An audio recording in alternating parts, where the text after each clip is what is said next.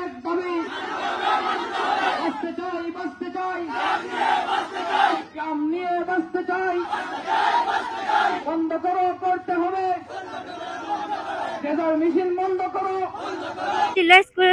School and কলেজের একজন student. অর্থ এলাকা আমাদের ব্রিজে বালি রেজার মেশিন দিয়ে বালি তোলার কারণে আমাদের গ্রাম ও স্কুল অনেক ক্ষতিগ্রস্ত হচ্ছে, কারণ আমরা স্কুল বিদ্যালয়ে আসতে পারলাম না।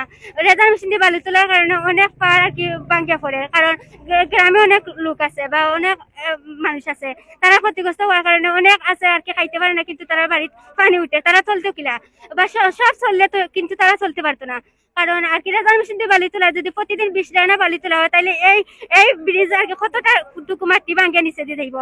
কারণ আমরা এক দাবি আমরা ব্রিজও আর কি বালি তোলা রেজার মেশিন বন্ধ করা লাগবো।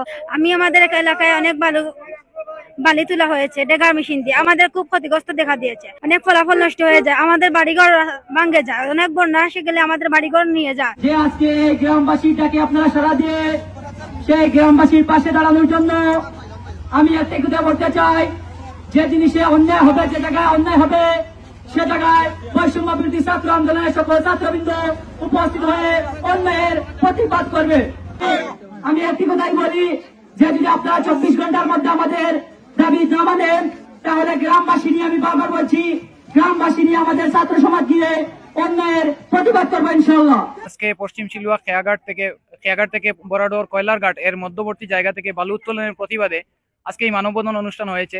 এই মানববন্ধনের সারমর্মটাই হচ্ছে যে এলাকাবাসীর একটাই দাবি, এই ব্রিজের পাশ থেকে বালু উত্তোলনের কারণে আজকে নদীর অবস্থা খুবই ভয়াবহ এবং এলাকা অনেক ঝুঁকির মধ্যে আছে, এবং প্রতিনিয়ত প্রচুর পরিমাণে বালু উত্তোলন করার কারণে নদীর গভীরতা এবং প্রশস্ততা বৃদ্ধি পাচ্ছে। সেই হিসাবে আজকে নদীর যে পাড়গুলো রয়েছে, পাড়গুলো দশে নদীর পানিতে বিলীন হয়ে গেছে। তাছাড়া জনজীবন অনেক জরাজীর্ণভাবে চলাফেরা করতেছে, মানুষের যানবাহনের অনেক অসুবিধা হচ্ছে।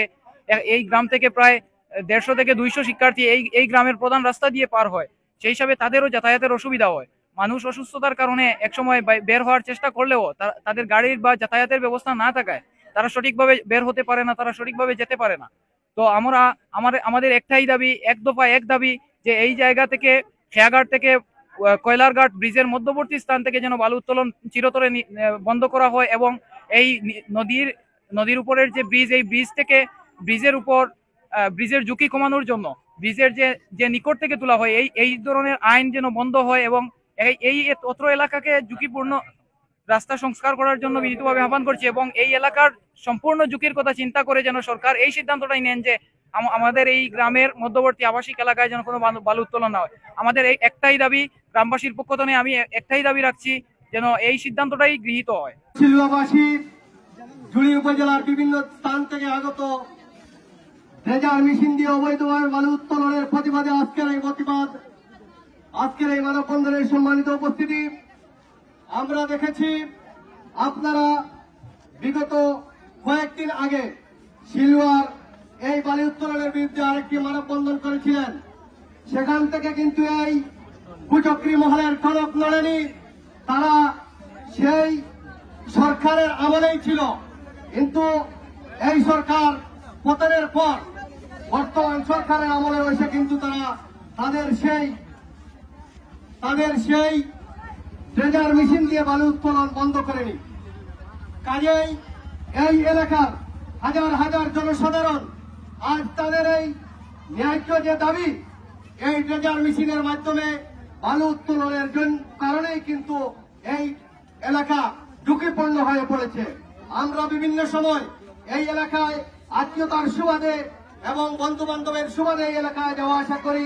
আমরা কিন্তু দেখেছি এই যে সামনে যে রাস্তা আছে পশ্চিম শিলুয়ায়, এই রাস্তাটি কিন্তু সাধারণ মানুষের চলাচলের অত্যন্ত অনুপযোগী। এই রাস্তা দিয়ে কোনো অবস্থায় চলাচল করা, একটি সাইকেল নিয়েও চলাচল করা সম্ভব হয় না। এই ট্রেজার মেশিন দিয়ে বালু উত্তোলন করে ট্রাক ভর্তি করে বালু নিয়ে যাওয়ার জন্য রাস্তায় গর্ত হয়েছে, একটি কার, একটি সিএনজি লোক নিয়ে যে একজন রুগী এই এলাকা থেকে বেরিয়ে যাবে হসপিটালের উদ্দেশ্যে, সেটাও সম্ভব নয়। এই মুহূর্তে আমি জুড়ি উপজেলা প্রশাসনকে ধন্যবাদ জানাই। ওনারা সকালে এখানে এসেছেন, ওনারা প্রতিশ্রুতি দিয়েছেন পরবর্তী নির্দেশ না দেওয়া পর্যন্ত এখানে বালু উত্তোলন বন্ধ থাকবে। ওনাদের পাশাপাশি আমরা ওনাদের প্রতি অনুরোধ রাখবো, যদিও এখানে বালু উত্তোলনের প্রয়োজন হয় তাহলে ড্রেজার মেশিন কাজ করবে না, এখানে ড্রেজার মেশিনের কোনো প্রয়োজন নয়। এই অতীতে বালি উত্তোলনের জন্য এখানে অনেকগুলো জায়গাতে নদী ভাঙ্গন দেখা দিয়েছে। আমি দেখেছি যে আমাদের এই গত বন্যাতে গত সপ্তাহ 15 দিন আগে যে বন্যা হয়েছিল, স্থানীয় আমাদের যুবকরা যদি নিজেদের উদ্যোগে ওখানে কোনো ছোট্ট একটা বাঁধ সৃষ্টি না করতো তাহলে অত্র এলাকা তলিয়ে যেত। তাই আমাদের এই অত্র এলাকার, এবং শুধু অত্র এলাকা না, আমি আগে বলেছি যে আমাদের এই বিদ্যাপীঠ স্কুল এবং কোমলমতি শিক্ষার্থীদের স্বাস্থ্য এবং ঝুঁকি বিবেচনা করে প্রশাসন এবং আমাদের যারা দায়িত্ব আছেন, দায়িত্ববানদের প্রতি একটাই আবেদন যে এই ব্রিজ থেকে নিয়ে ওই ব্রিজের মধ্যবর্তী স্থানকে যেন ঝুঁকিপূর্ণ স্থান ঘোষণা করা হয় এবং চিরস্তরে এই এলাকা থেকে বালি উত্তোলন বন্ধ করা হয়। ওইটা হইল গিয়া এই যে রাস্তাঘাটে আমার একটা জিনিস বুঝে আসে না যে এটা ডাক হয় 40 থেকে 50 লাখ টাকা, কিন্তু এটা যখন বালি তোলার কারণে রাস্তাঘাট যখন ভাঙ্গিয়া যখন বড় বন্যা আসে তখন কোটি কোটি টাকা নষ্ট হয়। এখন আমরা লাভ কোনবাই দিই আর ক্ষতি কোনবাই দিই এটা আমরা বুঝে আসে না। লক্ষ লক্ষ টাকা আমরা যে নষ্ট হইয়া যায় এটা আমরা বুঝে আসি না কিভাবে ডাক হয়। আমরা ডিসি স্যারের কাছে আমরা অনুরোধ জানাচ্ছি, আমরা ইউনিয়ন চেয়ারম্যানের কাছে অনুরোধ জানাচ্ছি, আপনারা এই যে ইজারাটা বাতিল করিয়া এটা বন্ধ করার জন্য। আমরা বেরো ফিট লাগি গেছে, আমরা ঝুঁকিপূর্ণ অবস্থায় আছে, এটা ইজারাটা বাতিলের জন্য আমি দাবি জানাইছি। এখানে কিছু অসাধু ব্যবসায়ী আছেন, বেশি না, গোটা 5-7 জন, এরা কিন্তু কোটি কোটি টাকা এই জুড়ি নদী থেকে ব্যবসা করে নিছে। কিন্তু আমরা এলাকার অনেক লোকজন, হাজার হাজার লোকজনের ক্ষতি হয়েছে। কিন্তু ওটাই আপনারা তুলে ধরবেন যে মানুষের বন্যা হয়ে রাস্তাঘাট ক্ষতি হচ্ছে এবং দান ফান ক্ষতি হয়েছে। এরপরে আপনারা ছাত্রছাত্রীরা স্কুল কলেজে যাইতে পারছে না, রাস্তাঘাট ঠাক দিয়া রাস্তাঘাট নষ্ট করে দিছে। এটাই এখন আমরা চাইছি যে এটাই চিরতরে বন্ধ হওয়ার লাগে। উত্তোলনটা এই এলাকাতে কি পরিমাণ ক্ষতি করতেছে আমি তাদের কাছ থেকে শুনেছি। জনগণের উন্নয়নের জন্য, এলাকার উন্নয়নের জন্য অথবা নদী শাসনের জন্য নদী ড্রেজিং করা হয়, কিন্তু এখানে নদী ড্রেজিং করা হচ্ছে ব্যবসায়িক উদ্দেশ্যে, যেটা নদীর ন্যায্যতা বৃদ্ধি করতেছে এবং এলাকার ক্ষতি করতেছে। তো আমি এইখানে আসলে গরমে সবাই দাঁড়িয়ে আছে, আমি সবাইকে বেশিক্ষণ কষ্ট দেব না।